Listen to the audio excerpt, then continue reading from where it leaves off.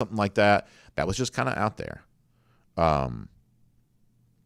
Jay Shipe says the players have to know, shaking my head, love to hear locker room talk. Well, I mean, some of the locker room talk that's kind of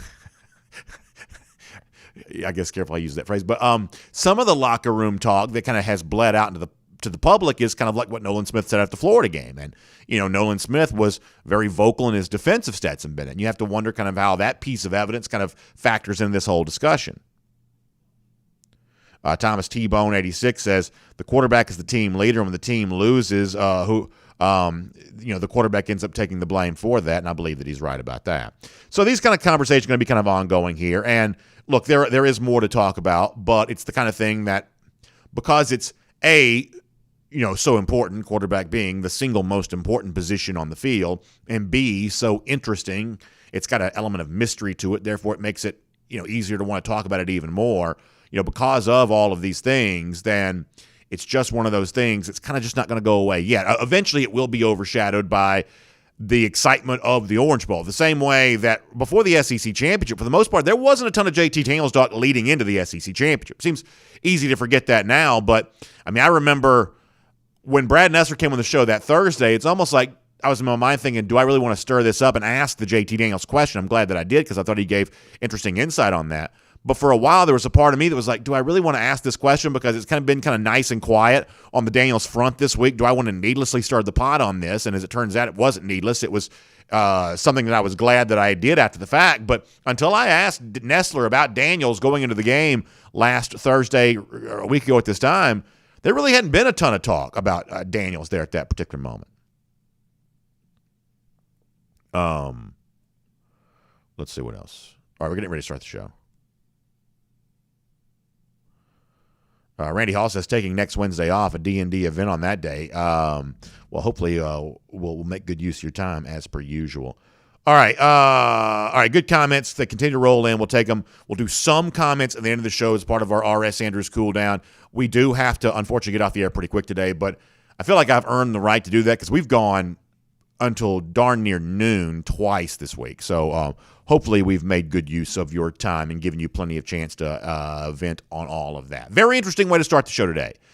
SEC Network broadcaster describes what he calls red flags with the Georgia quarterback situation. Provocative question being asked there. We'll give you all of that. A rumor connecting a Georgia assistant coach to a fairly big job. We'll talk about that. The Florida Gators are trying to make some strides towards being more competitive with UGA. We'll give you a thought on that. And two big guests. It's Terrence Edwards coming up in a few minutes. It's Mike Griffith, who was not able to be with us yesterday, will be with us today. We will do all of that as DawgNation Daily, the daily podcast for Georgia Bulldogs fans, presented by Meriwether Tharp on all of our video platforms, begins right now. Today's episode of DawgNation Daily is brought to you by Meriwether Tharp, your source for Georgia divorce. Find them online at theatlantadivorceteam.com. Presented by DawgNation.com. This is DawgNation Daily, the daily podcast for Georgia Bulldogs fans. Here's your host, Brandon Adams. So, quick recap of something that I brought up on the show yesterday. Then I want to move on and do a couple of different things here today. By the way, big slate of guests coming up. We'll tell you about that here in a moment there, too.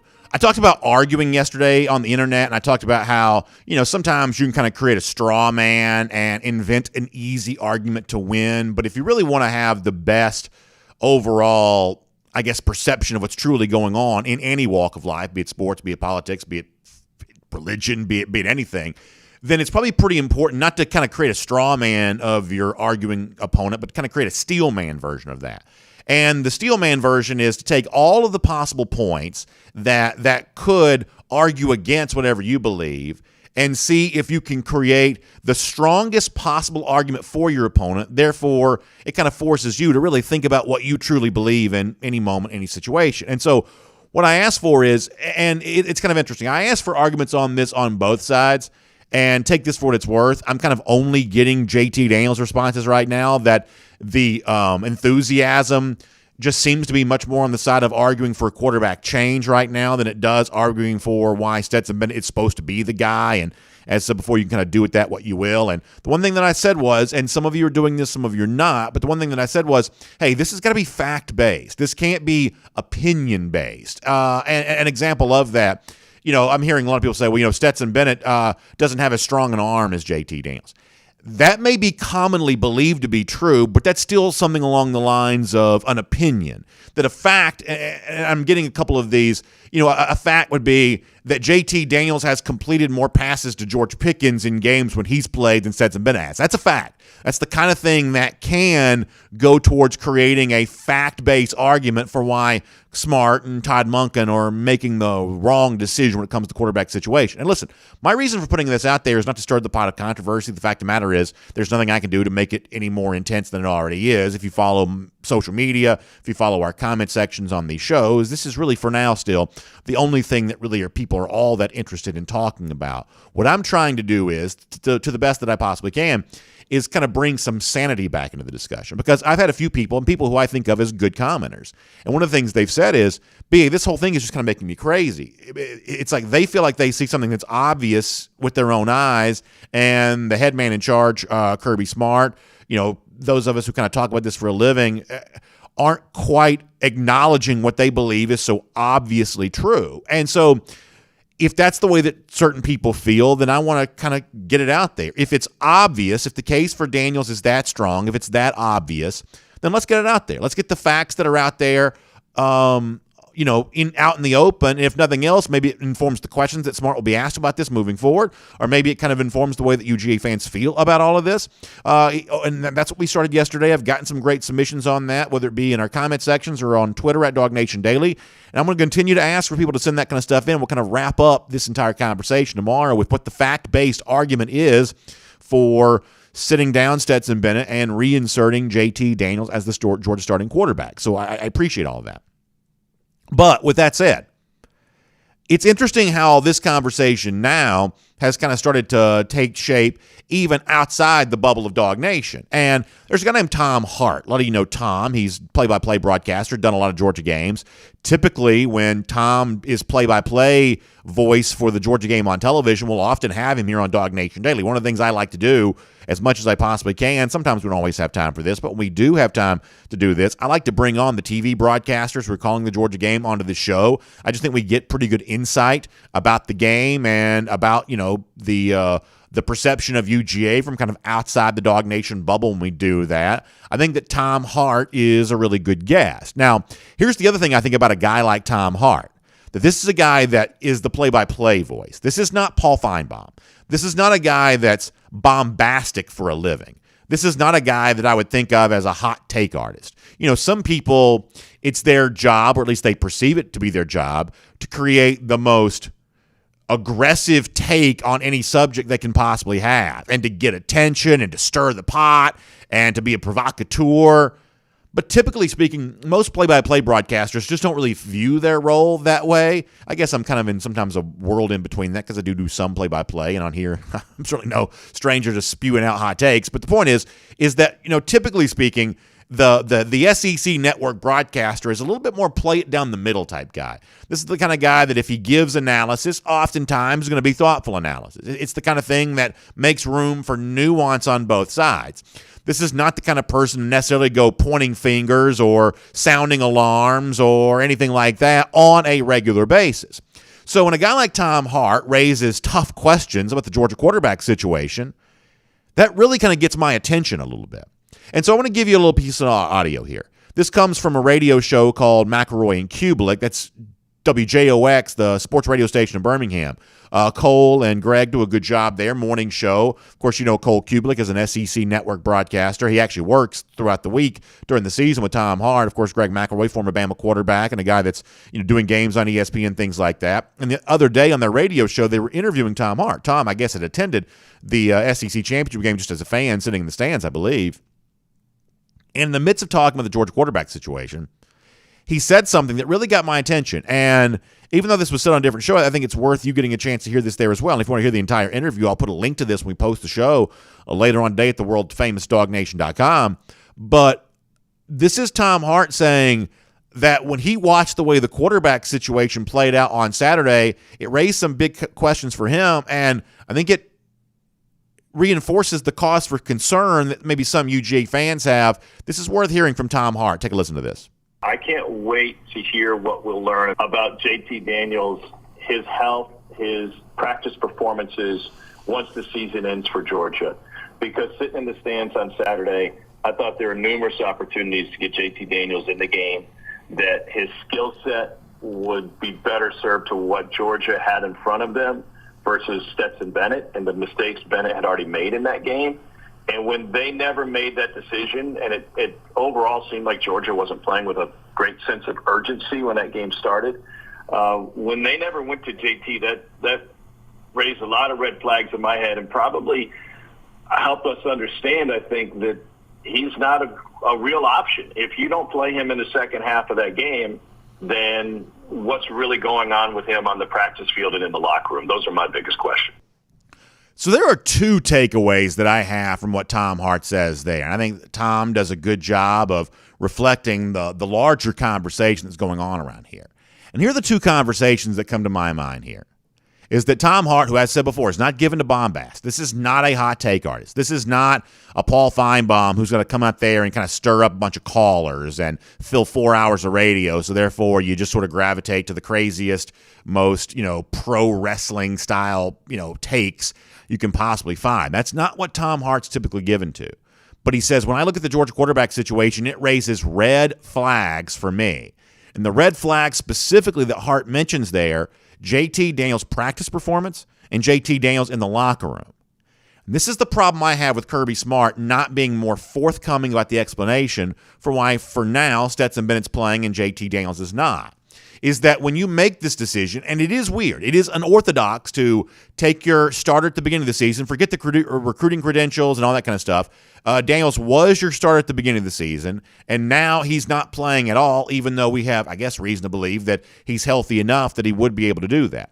That when you handle the situation there that way, it, without explaining it, without kind of giving more information about that it has the potential of unfairly maligning JT Daniels.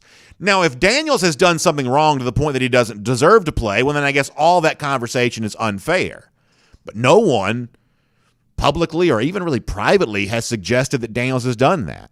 Yet you've got people who, as I said before, are not intentionally trying to stir the pot, who are just kind of forced to say, wow, if Daniels is not playing at all, I guess something must be happening on the practice field or something must be going on in the locker room. I guess that must be what's going on here if Daniels isn't playing at all. So by Kirby Smart being as quiet as he is, even if he's making the right decision with quarterbacks, he's creating a scenario in which I think that Daniels ends up getting unfairly maligned by people who don't like unfairly malign for a living. But they're only forced to conclude, based on the evidence that's out there, that something must be going on. There's some sort of red flag around this quarterback situation and maybe JT Daniels in particular. And that's tough. I am totally open to the idea that Smart's making the right decision.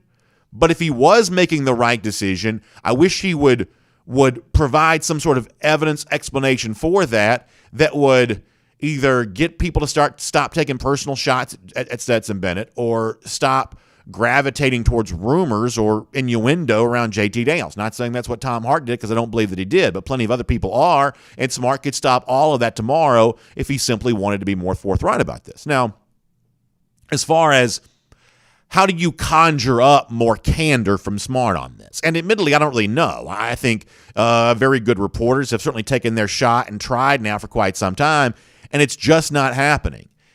I think in listening to Tom Hart right there describe that the way that he did, really two questions come to my mind. And I don't know that Smart would give good answers to these or not. History would suggest probably not.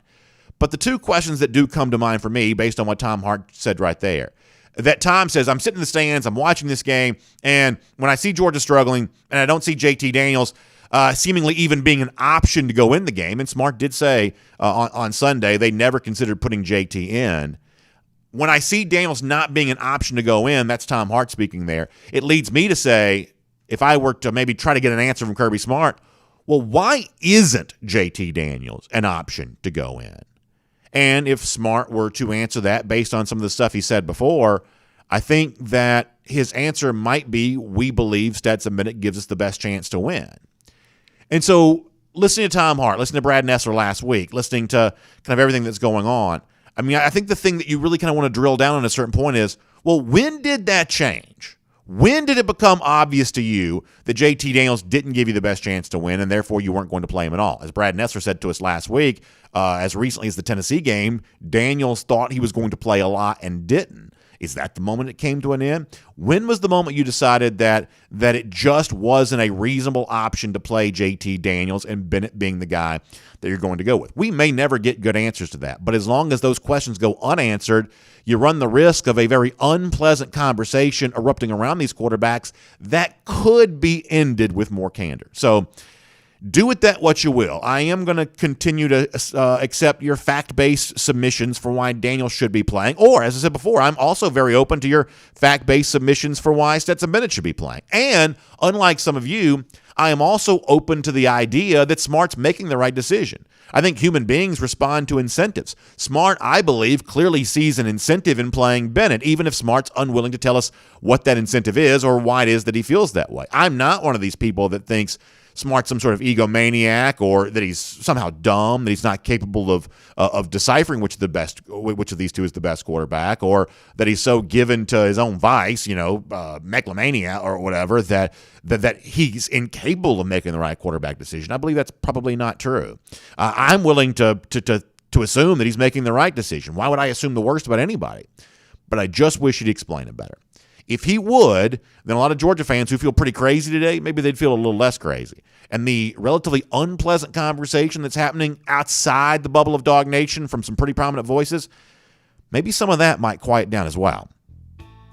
My name's Brandon Adams, and this is DawgNation Daily, daily podcast for Georgia Bulldogs fans, presented today by Meriwether Tharp, and we are glad to have you with us, no matter how you get to us today, live on video, 10 a.m., Facebook, YouTube, Twitter, Twitch, of course, 9:45 with our 1st and 15. Always great to have you there as a part of that on DawgNation.com, the DawgNation app, taking your comments there before the big show begins there at 10 a.m. Of course, radio at noon. Great to be back on the radio in Athens today on Athens Sports Radio 960 The Ref after we were preempted yesterday. Lady Dogs, Joni Taylor's squad got a win yesterday, so fun to be back on the radio on 960 The Ref here today. And, of course, as a podcast, wherever you find them, on all the various podcast platforms. Just great to have you with us for DawgNation Daily, presented by Meriwether Tharp today. And I really appreciate Meriwether Tharp there as well. Great to see Bob and Ashley Tharp at our Chase for the Championship tailgate this past weekend. Always fun to see them. Those are just good dog fans. They love having a great time. And every time we have a big event, I'm always hopeful to see the folks from Meriwether Tharp there. Jason and a whole bunch of folks there from Meriwether Tharp on hand. That was certainly great to see. And, of course, they also roll up their sleeves this time of year to do big work for you in an area in which you really need it.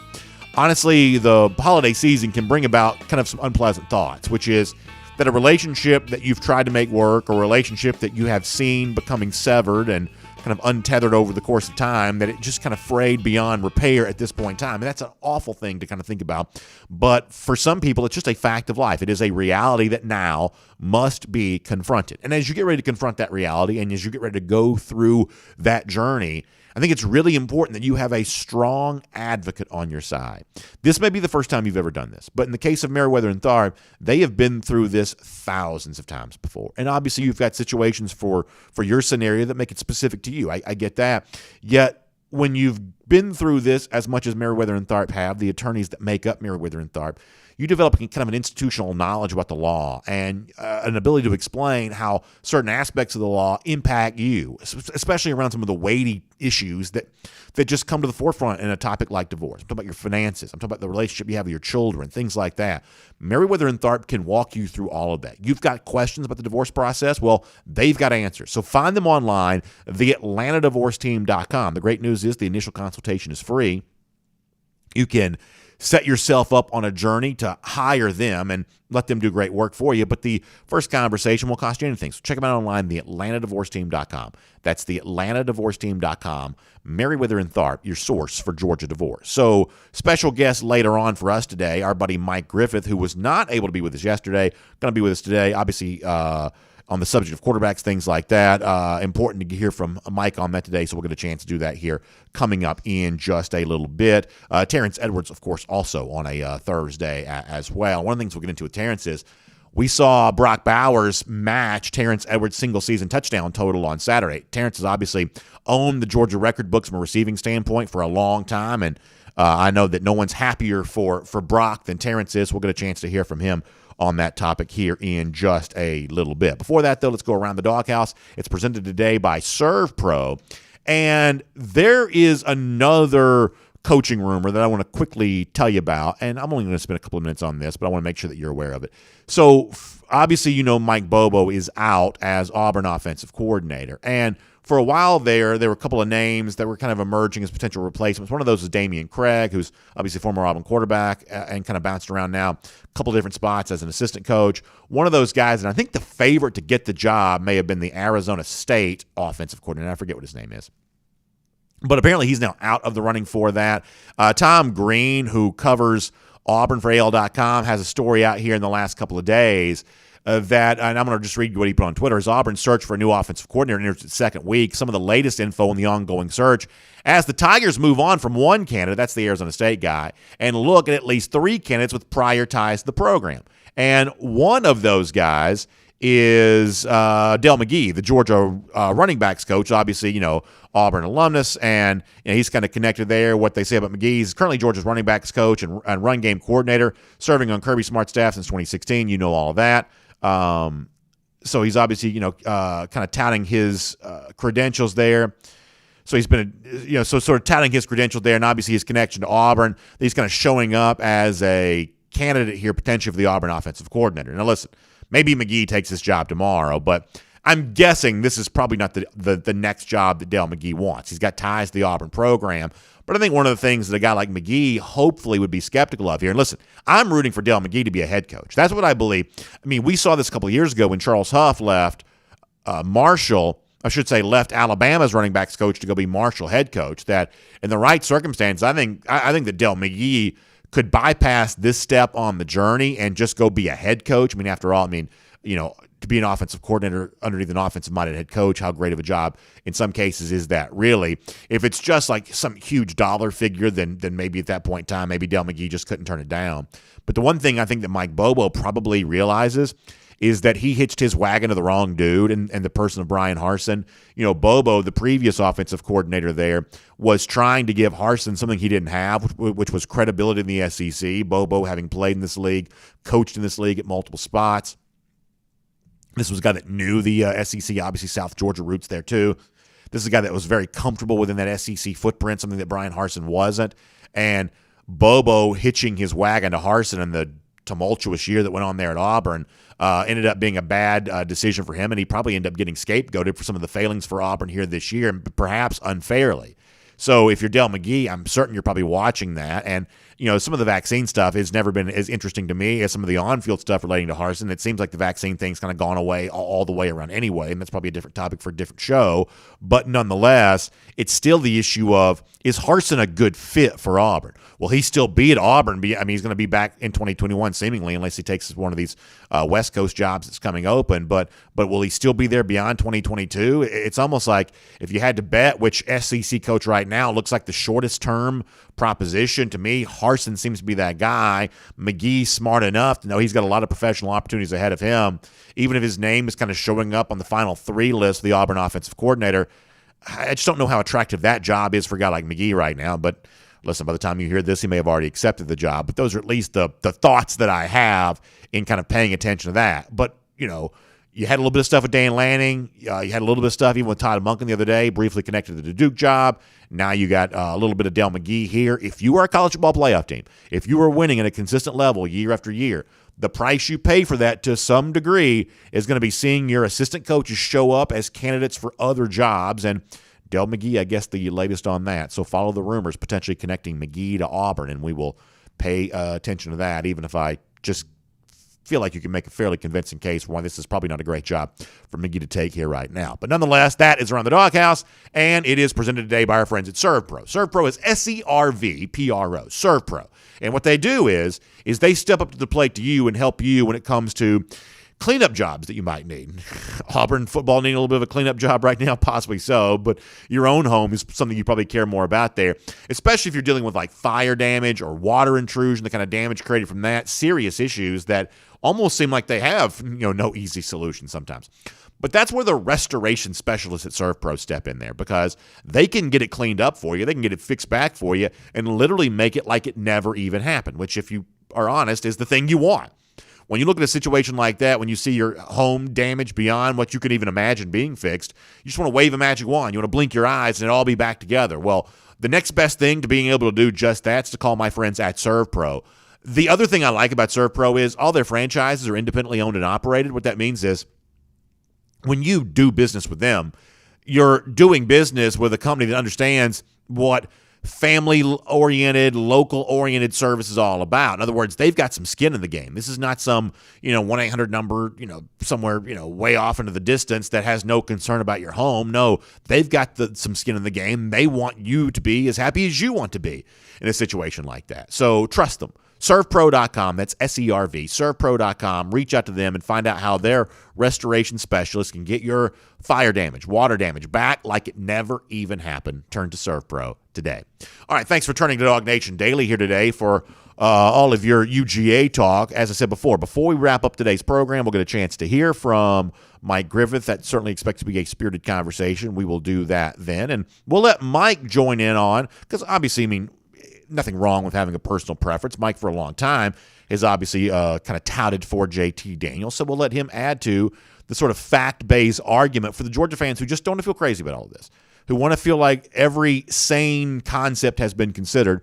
We'll let Mike make the argument for JT Daniels here in a little bit too, and still invite all of you to kind of join in on that there as well. But for now, on a Thursday, it's always so much fun to get a chance to talk some UGA football with a guy who played it as well as anybody can and talks about it now as well as anybody can either. Great analyst, terrific guest. Terrence Edwards here on DawgNation Daily, presented by Meriwether Tharp right now. From Athens and across the SEC or wherever the recruiting trail may lead, here's a DawgNation.com insider. Before we're done on today's show and with this interview with Terrence Edwards, as I said, we'll talk about somebody kind of joining Terrence in those hallowed halls of the Georgia record books. Terrence got some company in there now, so I know he's happy about that. We'll talk about that there in a moment. But Terrence, you're a UGA alumnus. You love this team. You love a lot of the players on this team. You bleed red and black as much as anybody, and I'm guessing you were as disappointed as anybody could be about how the game played out this past Saturday, I'm sure. Oh, most definitely. I'm disappointed just as every other Dog fan, and thought we didn't. Just from my trained eye, I saw a lot of things that concerned me throughout that game, but I am very confident that the Georgia coaches now really have some film that they can break down and be very critical. It's tough being critical when you are playing as well as we played, but now you go and get it handed to you. You can really be critical of the guys that have played well all year, and I think we picked the wrong time to play our worst game. Yeah, that's certainly well said there on that front. And listen, by now the quarterback thing has been sort of kicked around ad nauseum. I do get that. But over the course of the last few weeks, you've actually had a lot to say about this on social media from time to time. So let me just kind of let you say whatever you want to say. What do you think about the quarterback situation in Georgia right now? I'm not going to get here and be prisoner of the moment like a lot of Georgia fans. Just going to call it like it is. I didn't think Stetson played bad. I think he had one throw, the pick six, that he would like to have back because, the safety rotated down. He thought it was a too high shell, which they was playing, to me, looked like a cover three, and the post over the top was actually open. Let's give credit to Bama to disguising that defense, and Stetson didn't make the proper read. That's the only throw that I think that he wished he had back. But other than that, he played very well in my opinion. Yes, he threw the earlier pick to Brock, but that's kind of a miscommunication. That happens to any and everybody. All the great quarterbacks have where it's zone coverage and you have a crossing route and the receiver doesn't know if you want to stop or start and the quarterback think he's going to keep going and throw a pick. Okay, that's understandable. But I didn't think he played as bad as everyone wanted to continue to put on his table. Yeah, what frustrated me about the one you talked about, the interception to Brock Bowers there was, and listen, I'm not an X's and O's expert, won't pretend to be one, but it certainly seemed like that Georgia had done a good job of trying to set a play like that up because they had, been so successful over the course of the last few weeks in kind of the screen game, things like that, and then to try to turn around and kind of get what I would think of as almost like a counter off that screen game or some sort of, response to what they had been doing and have that play go for that interception there. That's ended up being kind of a frustrating thing because it seemed like Georgia had been doing a pretty good job of setting up something like that to be open and maybe be a big hit, big play, and it just turned out to be the opposite. Oh, most definitely. All right, like I said earlier, though, B, we you know, we're going to be hypercritical today because of the way we lost. Yeah. You haven't seen me really post much today because I see so many people going, and I try to stay off a little bit because I get frustrated. Yes, we lost, we got handed down, but at the end of the day, we're still in the playoffs. We still have opportunity to achieve something we haven't achieved in 41 years. I think this is, I never want to lose.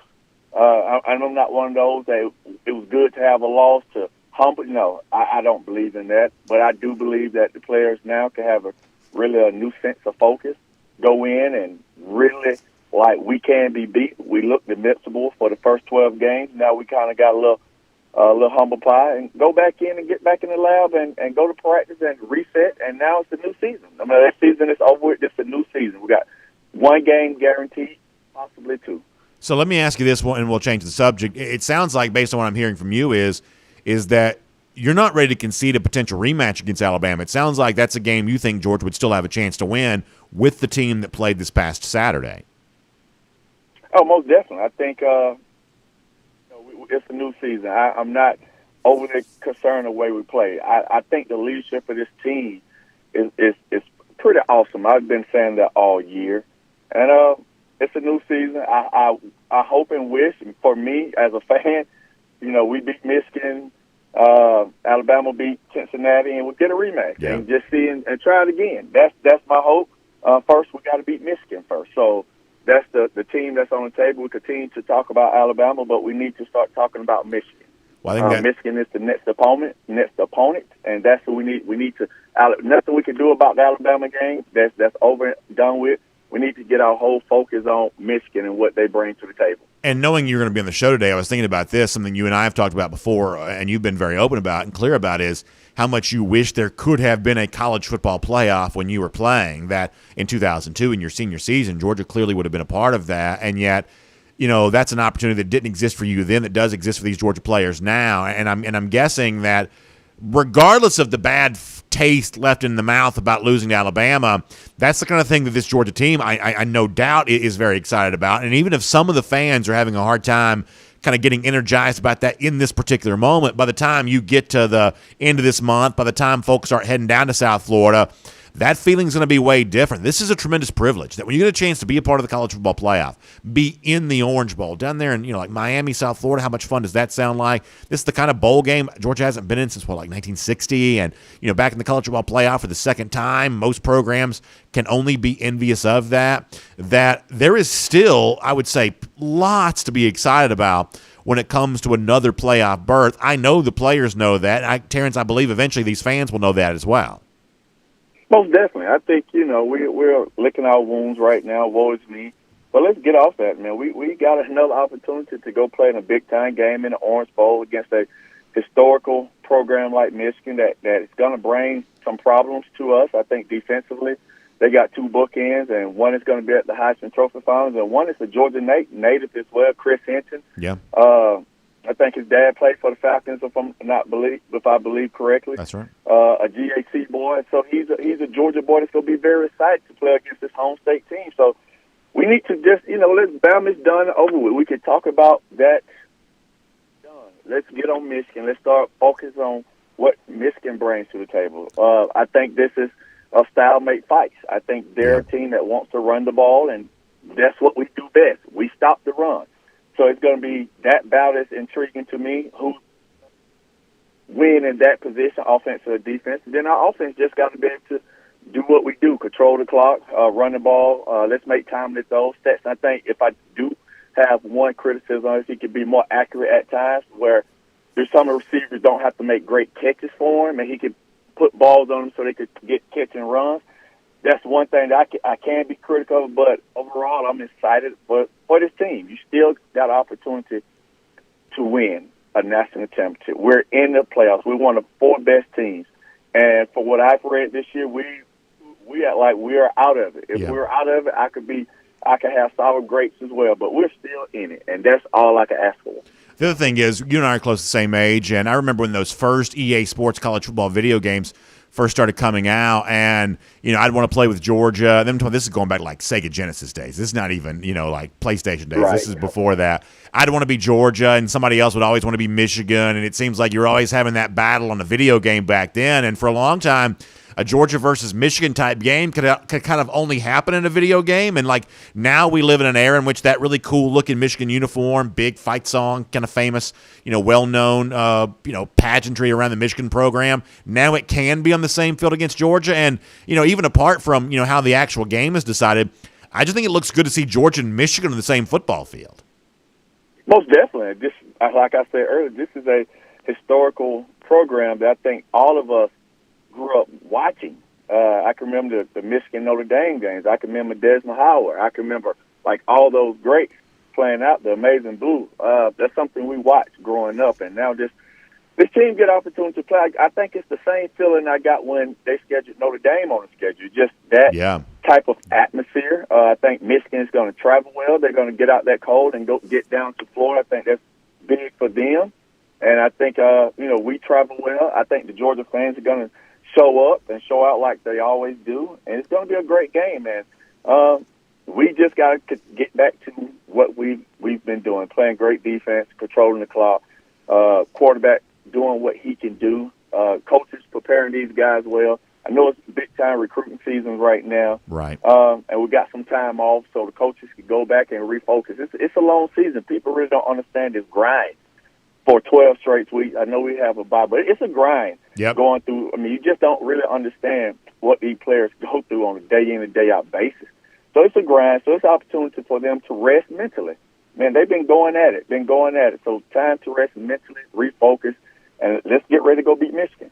I think that's great. To finish up with this, you mentioned history a moment ago, and obviously on Saturday, Brock Bowers a part of some history, tying your record for a single touchdowns in a single season. And listen, you've been as celebratory of Bauer's success as anybody. And in fact, I go back to the offseason when you talked about wanting to see somebody join you in some of those exclusive clubs. Now, we still haven't gotten to that 1,000-yard thing. I'm not quite sure how long it's going to take somebody to join you there in that club. But when it comes to 11 receiving touchdowns during a season, how nice was it to see Bowers put together the kind of stat line? Well, he's got more games to come too, obviously at least the potential of 2 more games. But how nice was it for you to see somebody match a feat that only you've been able to accomplish in Georgia football history? I know you must be proud for Brock. I am. I reached out to him, and we've had back and forth on DMs. I just congratulate him. I mean, he's a great player. Once I did that evaluating receivers tight end with Jeff Santel, I loved the guy from the first time I seen his film, and he just continued to prove why he is the best tight end in the country. And it's not even close, in my opinion. I don't think there are any other tight ends that there may have to be tight ends that have better stats than him, but they're not used in the way he used on jet sweeps, line up, run fade, running all the routes in the route tree. Like, that guy is great. That guy is phenomenal. So having a guy, especially a tight end, who can have 11 receiving touchdowns in the season and have more games to go, and I was just thinking about it. Man, I had this in 2002. And now it's 2021, and somebody's finally tied me out. And I think, and I tweeted this, I think he will break it. I mean, he's that special.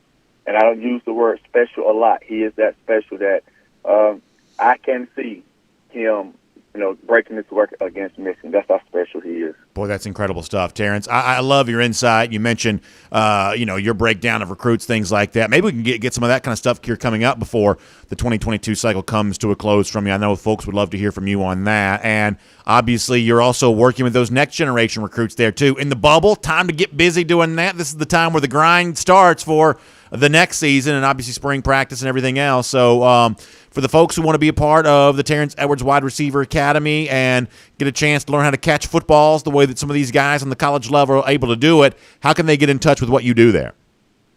As you can see, I had Oscar in the other day. That's right. And I can tell people this.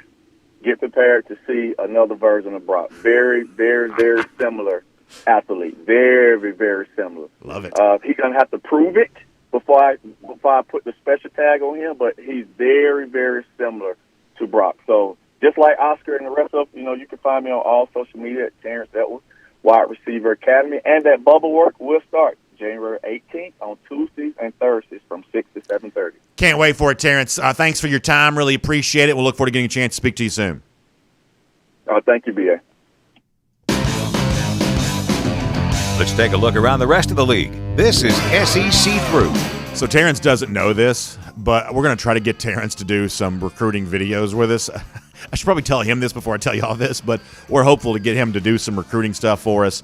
Obviously, looking at some of these guys in the class of 2022. You think a Terrence Edwards breaking down Oscar Delp wouldn't be a good video right now, based on what he just said? Having a chance to work one-on-one with Delp. And listen, I talked to Oscar the other day.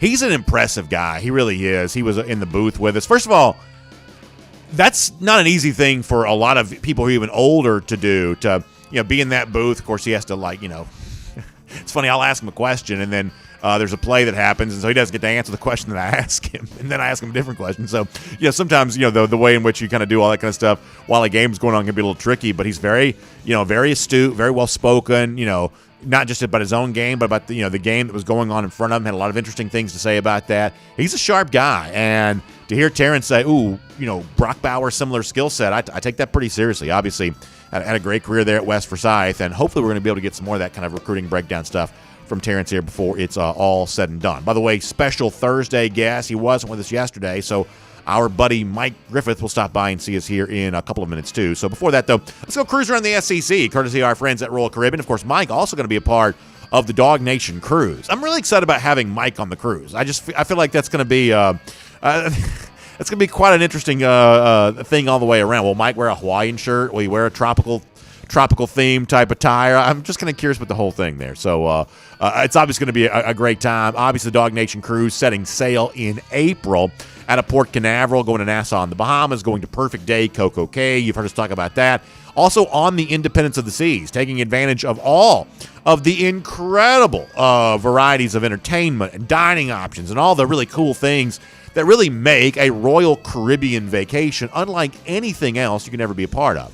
That is what Royal Caribbean's all about, and we are celebrating that on the very first ever DawgNation cruise. So if you go to DawgNation.com, even though the sailing doesn't take place until April, the bookings for it are ongoing right now. You can find out about how you can be there with us for it. It's from April 25th through the 29th. As I said, we're leaving out of Port Canaveral. We're going to Nassau, the Bahamas, Perfect Day, Coco Cay. We are going to have an incredible good time, and we want you to be a part of it. So make sure you are there with us. Royal Caribbean, our first ever DawgNation cruise. Our friends at the Cruise and Vacation Authority are helping us book all of this. So be there. It's not just any cruise. It's a DawgNation cruise. There are going to be special DawgNation events ongoing throughout all of this there as well. So DawgNation.com, get booked. We'll see you on the ship there coming up in April for the DawgNation cruise. All right, cruise around the SEC, courtesy of Royal Caribbean. Let me knock out a couple stories here very fast, then we'll bring on Mike Griffith after that. First of all, and listen, I'm not going to mock, not going to make fun. Not everything Florida does is terrible. Sometimes they do something well.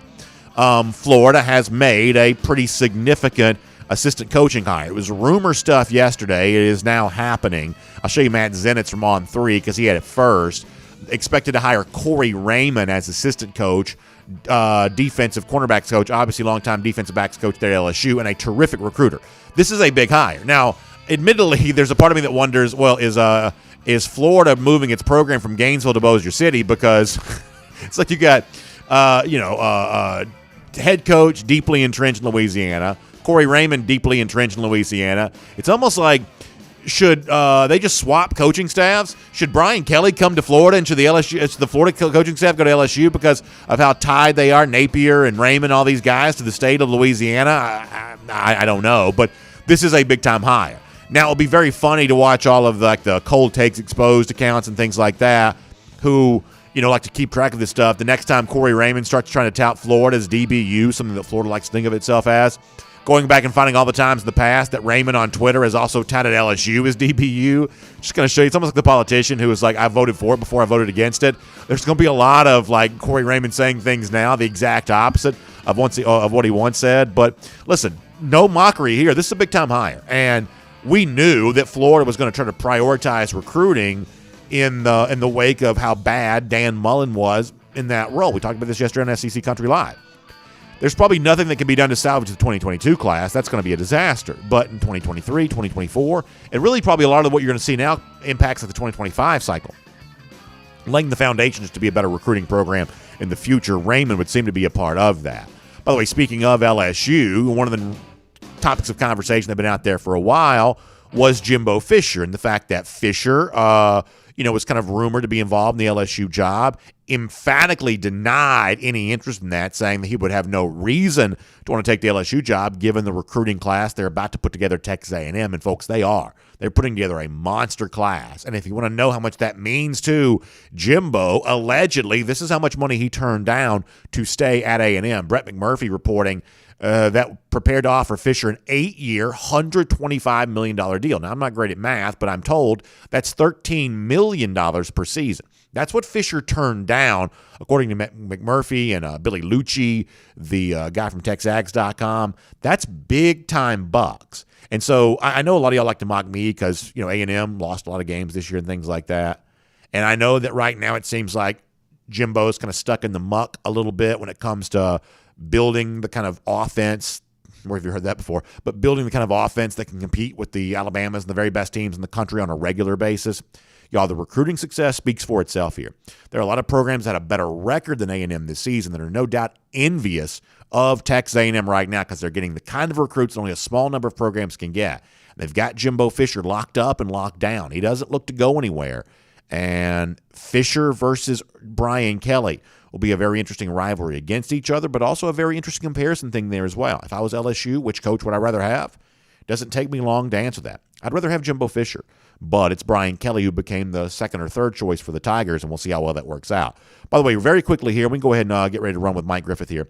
So Max Johnson is moving on to the transfer portal from LSU. He thanked the folks out there yesterday or 2 days ago and said, basically after consideration, he's kind of moving on to the transfer portal. A lot of folks wonder where he might go. There's already kind of a rumor mill kind of popping up around all of this.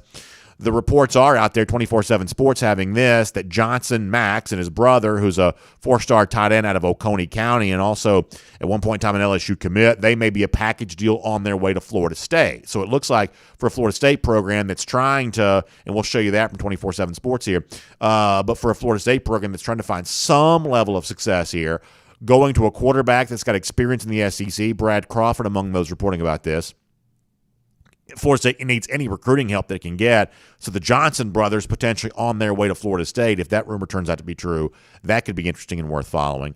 And then finally, another kind of a lot of LSU tinged news here. Joe Brady, we talked about a couple of days ago, out as offensive coordinator with the Carolina Panthers. It's strange how quickly coaching stars can rise and fade. At one point in time, he was in consideration to be an NFL head coach. Now he's out as an NFL offensive coordinator. He's also still a very young guy. Let's keep this in mind.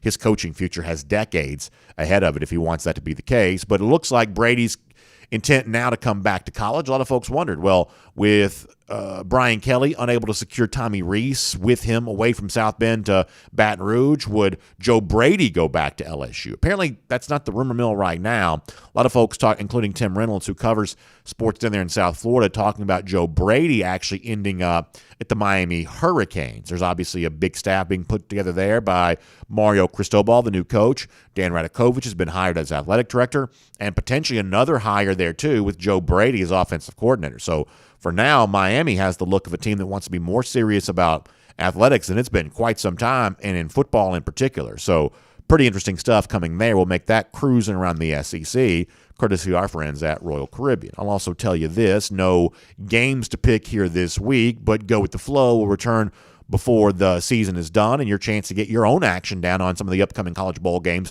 as we head towards the end of the month there as well. BetUS, the one to consider when you think about that. If you haven't signed up for your account yet, just keep in mind there's a tremendous incentive for doing so. When you go to BetUS.com, use the promo code DN125. The DN stands for DawgNation.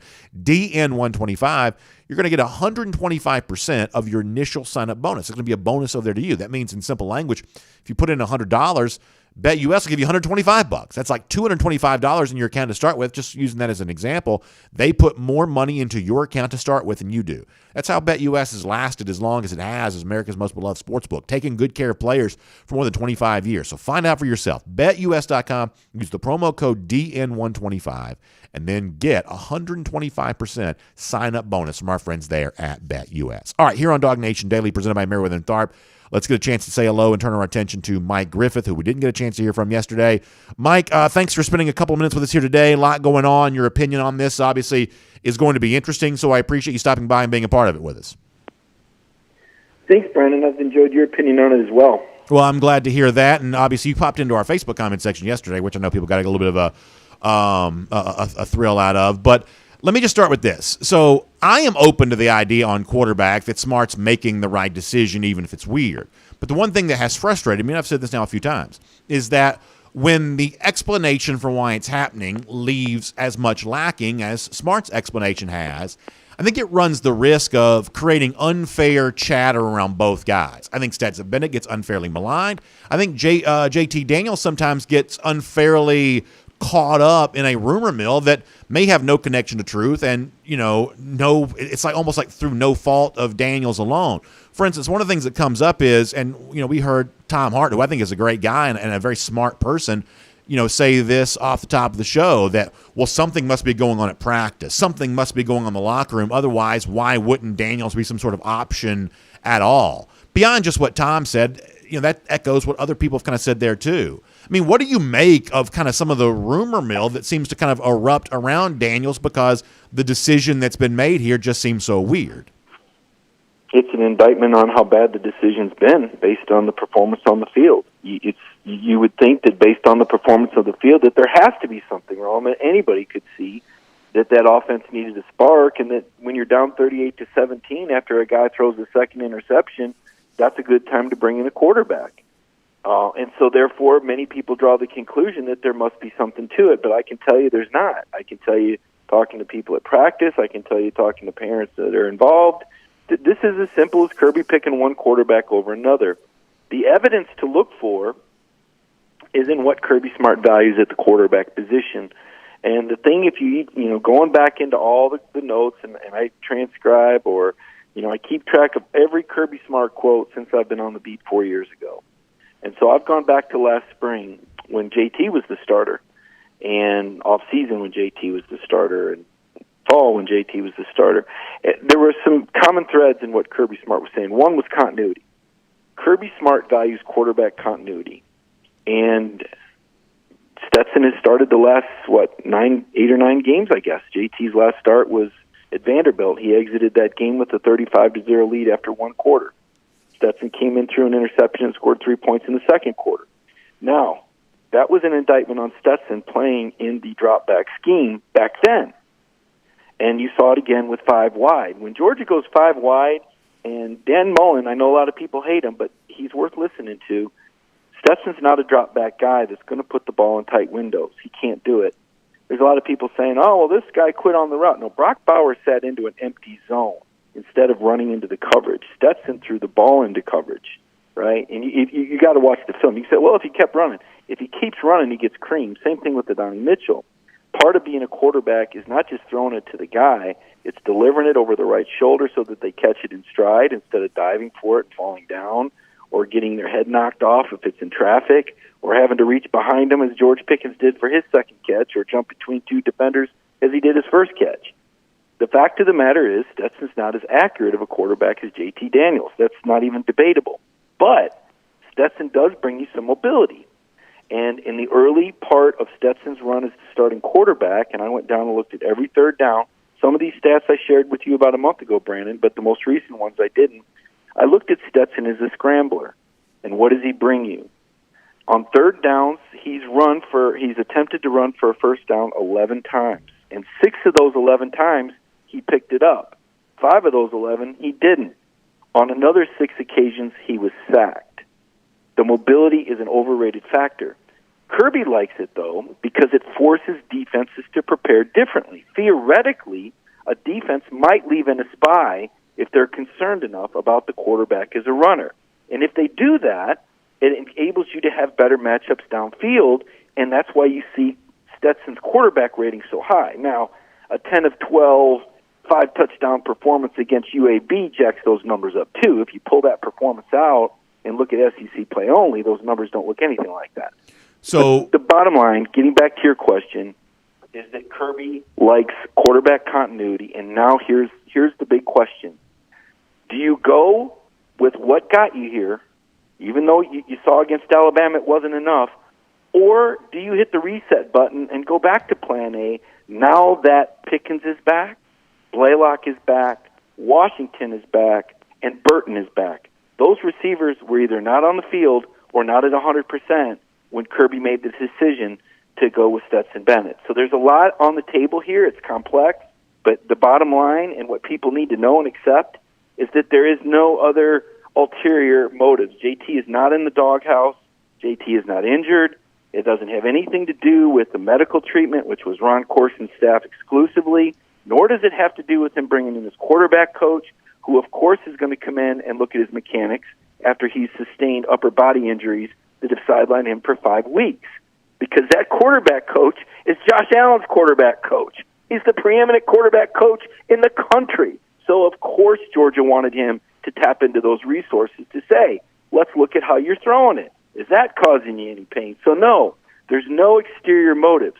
Kirby Smart's going to play who he believes is going to help Georgia win football games, period. And that's all there is to it. When do you think Daniels stopped being an option? Brad Nessler told us last week that Daniels thought he was going to play against Tennessee and didn't. When do you think it became obvious to those inside the program that they just weren't going to turn to Daniels? Because Kirby said on Sunday this last game. This last game, but also there was some question of, and again, I'm on the sideline looking. And Brandon, you were the first to say it. My goodness, you do a great job on DawgNation Daily. I don't think people realize how ahead of the curve you are on this. You said it during the game Saturday. I mean, you see these things early, and you're conservative with it because you're very supportive, and I get it because we don't want to say, man, the coach is screwing up. But you've seen these things and you've questioned it, and I've heard you say it aloud. I don't know if we're ever going to see him again. Yeah. Everybody's saying it now, and now it's kind of like, well, yeah, if you didn't play him in this game. But I think there was some questions for me, and I can't speak for anyone else, but for me, when he decided to give Carson Beck reps, it's like, why are you even bothering to give Carson Beck any reps? Why wouldn't you want to use those reps to keep JT Daniels ready? Against Missouri, we saw JT go 7 for 11. But then to not see JT really even throw the football in a couple of those other games, you're thinking, well, if he's not out there working him to throw the ball and get game reps. Now, the thing I told myself, though, is that, well, Charleston Southern and Georgia Tech are so awful. He's seeing JT against the number one defense in practice behind closed doors. He doesn't need to see it against cruddy teams like Charleston Southern and Georgia Tech. So can I jump in there for a second? But can I jump in for a second because you said something interesting? So it's your belief that Daniels has still been getting some number one reps at practice? Well, it's still 7. No, it's not number one. It's 70-30. It hasn't changed. He gets the 2 reps. Nothing's changed. He hasn't been demoted. He hasn't gotten any less reps. So when you say can we just be really basic here, though, because I don't know that everybody understands this. So when you say nothing's changed, what is your understanding of the division of reps during practice is? From what Kirby Smart has always told us, and from what I understand, it's first-team guy gets about 70%, and the second-team guy gets about 30%. And that's first team and second team, and JT's been the second team guy, and that's the way it's been really since he's come back from the injury. So let me ask you this too, because this is one I've been kind of soliciting from the audience. I want fact-based arguments for either quarterback, and for now I'm mostly getting Daniels' arguments, not really getting Bennett arguments. Maybe that's just the nature of the loss, that the motivation's on the other side here. And like the one thing I'm getting, the third down stuff, like you shared before, the way in which Pickens is is more productive in games in which JT Daniels has played in comparison to Stetson Bennett. And I do get all that. Like the one thing that I do believe, and we'll finish with this, Mike, the one thing that I do believe is objectively true is that Daniels is a better passer than Stetson Bennett, and maybe the only evidence you need of that is the fact that when Daniels is in the game, he passes more. They throw the ball more when Daniels plays than they do when Stetson Bennett plays. that just sort of suggests that the Georgia coaches know that Daniels is the better passer because they let Daniels pass more than they let Bennett play. But here's the one thing where I'm a little skeptical of the argument being so obvious in favor of Daniels. And I'm just bringing this up to you to play devil's advocate here for a moment. That while Daniels is the better passer and they do throw more when he plays, that doesn't always correlate to more points. Take the Clemson game, for instance. He threw 30 times that day, but Georgia only scored 3 offensive points. And I don't blame Daniels for that necessarily, but I think the point that I'm getting to here is that some people make the assumption, well, if you're going to score the 45 you need to score to beat Alabama, that's got to be JT Daniels because he throws it more. But the times in which Daniels has thrown it more hasn't always correlated to more points, especially against the better defenses and the ranked opponents. The couple times we've seen Daniels in that kind of game, that if it takes 45 points to beat Alabama, I'm sort of the belief that I don't think that JT Daniels can do that either. That Georgia's best chance of beating Alabama is to win the game 30-23, and that the kind of shootout style game that some folks think Daniels can win, I'm not quite so sure he could do that any more than Stetson Bennett could. Well, it depends on who's catching the passes, Brandon. And in the opener, you had Ladd McConkey, Brack Bowers, and A.D. Mitchell that had never caught a pass in a college game as your primaries. Now you've got George Pickens back healthy, you've got Jermaine Burton back healthy, and you've got Darnell Washington back healthy. So when I look at JT and I think about the Mississippi State game last year, it wasn't just bombs away. There was a lot of third down conversions. Georgia was trying to run. They ran the ball 23 times and gained 8 yards. They could not run on Mississippi State. And if JT Daniels doesn't win that game, that's not a top 10 season last year. He came in and saved Georgia's bacon last year. But let's use the Mississippi State thing. And I'm just being devil's advocate here. I care about your opinion, but I'm trying to spur you on here a little bit. They only scored 31 points that day. So even in the midst of a record-setting passing performance for JT Daniels, it's not like points were raining down out of the sky. Georgia averaged about 10 more points per game this year, or really more like 8 or 9, about 8 or 9 more points per game this year than it scored against Mississippi State a year ago. That's kind of my point. Even the very best record-setting passing performance for JT Daniels still didn't result in like a gazillion points. No, but what it did do was he converted third downs and he kept the offense on the field. Part of what happened against Alabama the other night was that Stetson Bennett went 3 and out 2 series in a row against Alabama in the second quarter. And then the other thing that happened in the third quarter was a pick six in an empty red zone trip when he was unable to convert on a fourth down throw. JT is converting in SEC games. JT is converted on 10 of 11 third down throws for first downs, and Stetson is under 30%. So the obvious passing situation, this is what it boils down to. If a team can take away the run game, if we start with that premise, whether it's Alabama or whether it's Michigan, if there's a team that can put Georgia off schedule behind the chains where it's not 3rd and 2 or 3rd and 1, and you are in an obvious passing situation, you're going to be at a big-time disadvantage with Stetson Bennett based on the numbers that we've seen so far. Now, Kirby said after the game, Brandon, that he thought he played really well, and he said that they just need to coach him up a little bit more.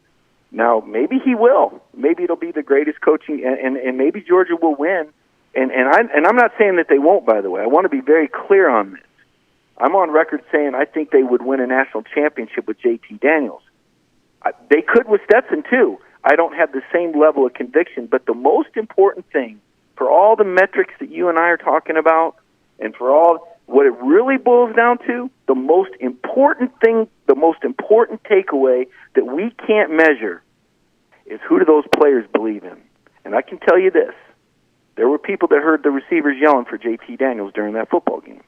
Now, that's going to be an issue that's going to be addressed over in Butts-Mehre Heritage Hall.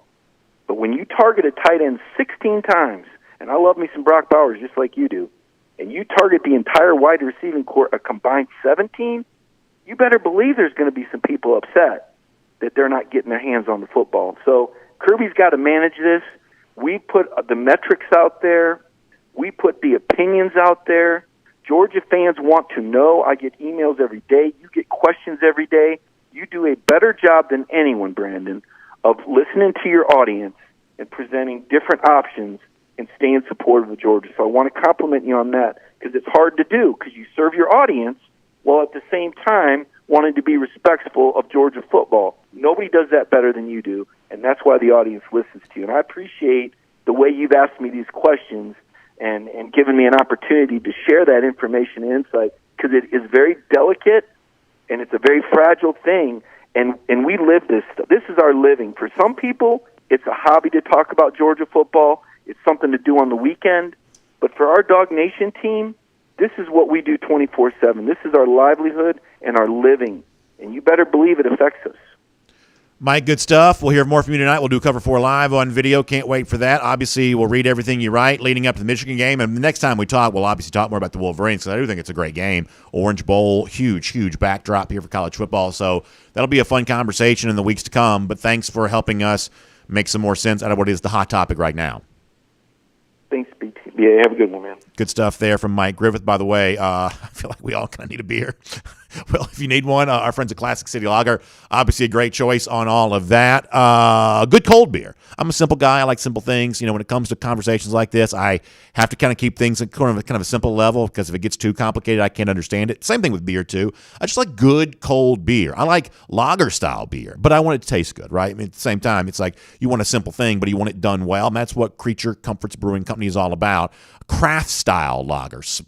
Beer experts, those that have devoted their life to beer. As Mike said, we devote our life to college football. Those that devote their lives to beer want to make it taste as well and great as it can. And obviously, every single can, no pun intended, of Creature Comforts Brewing Company's Classic City Lager tastes delicious. And if you haven't tried some, you should. It's available all year long wherever you're doing your shopping. Pick up some Classic City Lager today, because Classic City Lager is just good cold beer.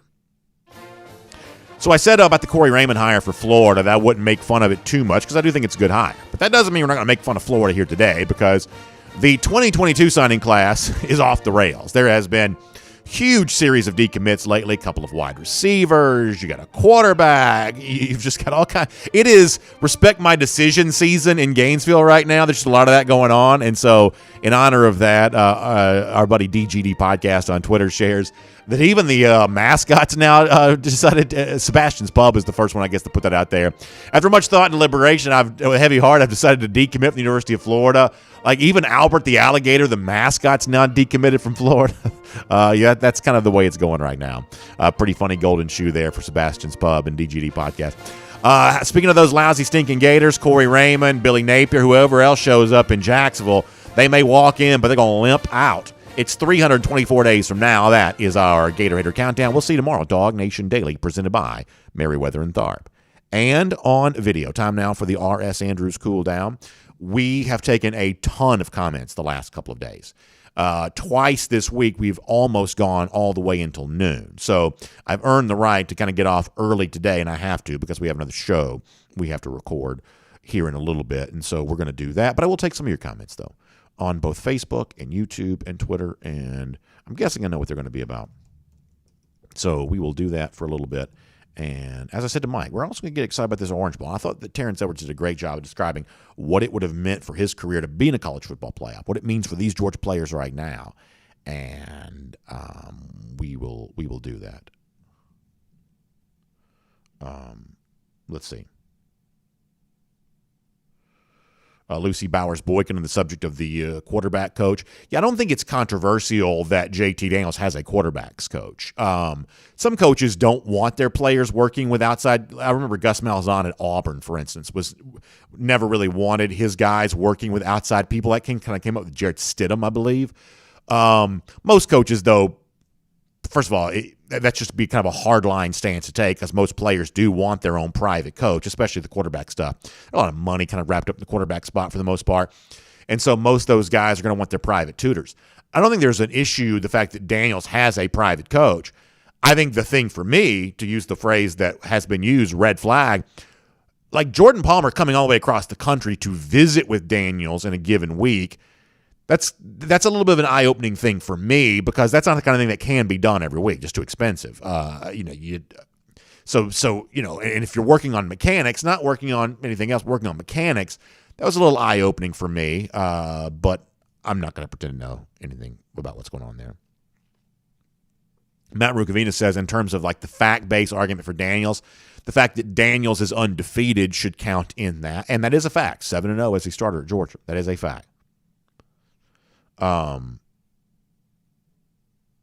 Bill Kelly says, can UGA keep up with the money for coaches and players and still maintain facilities, other sports? Yeah, I mean, I don't see any reason it can't. Don't see any example that it's not. And I'm always going to be the believer that, hey, where can you spend money the best, and where can you see the biggest return on your investment? You mentioned facilities, coaches, other sports. To me, it's spending money on those football coaches. Like, if you spend money on your football coaches, the return on investment on that, find the kind of guys who are worth keeping, spend enough to keep them employed and retain them and maintain that continuity. That's the kind of thing that's just going to have the highest return on investment. I'm not anti-facility. I think for the most part, facilities are a little overrated. Not that I don't want Georgia to have good facilities, but it's a good coach. The money spent on that's going to return investment so much more consistently than money spent on facilities. There are a lot of programs with great facilities that have nothing to do with those facilities, but the programs that find great coaches, spend to keep them employed, those programs typically do very, very well. Ryan Wilbanks asked an interesting question that when Bennett has lost games, they've had a tendency to kind of spiral out of control, which is an interesting observation. Not sure what it means, but it is an interesting observation. Over here on YouTube, just for a moment. And then after that, we're going to have to get ready to get off the air. Chase the championship coming up on the DawgNation video channels a little later on today. Let's see here. Bobby Mean says, I do think that Kirby should make JT the starter. He can stretch the field and he can make big-time plays. And certainly understand the logic on that. But as I said before, and I don't have a problem with Bobby's opinion here, but that is an example of an opinion, that Daniels is the guy that's going to make the more big-time plays. That is an example of opinion. Now, it may be a commonly held opinion, but it is an opinion. And this is what I was trying to kind of get at with Mike here a little bit, is that it's a fact that Daniels is the better passer. The fact that they throw it with him more proves that. A lot of things, I think, prove that. But what I'm trying to push some of y'all on, though, is that the better passing, the more passing, prolific passing, has not always worked out to more points for Georgia. And that's one of the things I think you got to, you kind of center this discussion around a little bit. Shannon Heyer says, do you think the rotation issue, I think he means it like wide receiver and things like that, just as big an issue as the quarterback issue? Why are our best players not on the field more? So Smart has talked about this before, that with LSU in 2019, they didn't rotate receivers really at all. They just kept playing the same four guys. They all had about 2,000 yards receiving, it seemed like. They just played those guys over and over again. To my eyes and to my memory, Georgia didn't rotate receivers very much last year and has kind of returned to doing that a little bit more right now. I think part of that speaks to the fact that Georgia doesn't really have a lot of receivers who are just taking over games as of yet. Like Bowers has, and so therefore he's on the field and getting thrown to a lot. If Pickens was here and healthy now, fully healthy, he's probably not rotating too much. But like part of the reason that Pickens rotated so much on Saturday is he just came back from an ACL injury. That he's just not as healthy as some of us want him to be. Now maybe 3 weeks from now he's even healthier, but that's kind of part of the issue there with that. This is one of those things I truly believed is sort of you're damned if you do, you're damned if you don't. If you're not playing players ever, it'd be the same thing we hear about Carson Beck and Brock Vandagriff. Why aren't you playing blah, blah, blah? But then when you do play them, it becomes why aren't you playing so-and-so more? Like there's just not an easy way to handle that. Whether it's playing some players never, that becomes a transfer risk, or playing other players a little bit, which kind of becomes a little bit of a transfer risk on the other side. And potentially a source of complaining. But that's not unique to Georgia, nor is it unique to this team here right now. I mean, there's always a pocket of players complaining about something. And I hate to say that, but it's just true. That if I came on here and told you every single day, every player that was unhappy about something in any given moment, it would have this sound of, oh my gosh, there's a disaster going on. But what you forget, there's sort of a law of large numbers that takes over at a certain point, that with 85 players and 170 parents, biological parents, that there's a big pool to pull from to find somebody who's unhappy. So one of I think the most common rumors, and I would say commonly incorrect rumors, is, there's a rift in the locker room, or there's dissension in the ranks when it comes to Georgia football. Every team in college football is always going to have a certain percentage of unhappy players because no one thinks they're playing enough. And for the most part, that's not a sign of trouble. That's just a sign of reality, and it's a coach's job to kind of manage around that. So I don't think Georgia's unique in that situation at all. Larry Goldberg asking about enhanced programming for the early signing period. Yes, there will be. We're still getting all that squared away, but have a couple of big announcements coming on that in the time to come. So Larry, first of all, I saw Larry the other day. Great to be able to do that. And also great to be able to be with you for the early signing period coming up. So that is the story there. DawgNation.com and our RS Andrews cool down. Find RS Andrews online, rsandrews.com for your air conditioning, heating, plumbing, electric needs. Also check out the Atlanta Journal-Constitution, ajc.com for all your big needs there, including some new news with the Braves. They've actually sold off some of their minor league teams. It's kind of interesting. And more on the Georgia quarterback situation. Mark Bradley writes about that, ajc.com there as well. Also, state championships. Thursday, Friday, Saturday at the old Turner Field ballpark that Georgia State calls home now. I'm going to be a part of some of that on Friday. And so some fun stuff going down, state championship football games on Thursday, Friday, and Saturday. So cool stuff there. ajc.com for all the state championship coverage. Thanks for being here. We'll see you tomorrow for DawgNation Daily, presented by Meriwether Tharp. We'll look forward to talking to you then.